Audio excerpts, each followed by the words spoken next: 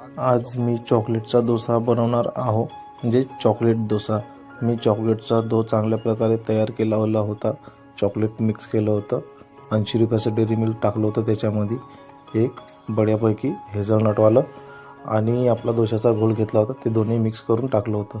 आणि तवा गरम झाल्यावर मी आपल्या हातानं बम स्टेअरिंग घुमवलं. रप्पा रप्पा रप्पा रप्पा रप्पा रप्पा स्टेअरिंग घुमवलं, पण ब्रेक काही लागला नाही. त्याच्यामुळं आपला हात धुवून टाकला मी ना, कारण की स्टेअरिंग संपवण्याची मुदत संपली होती.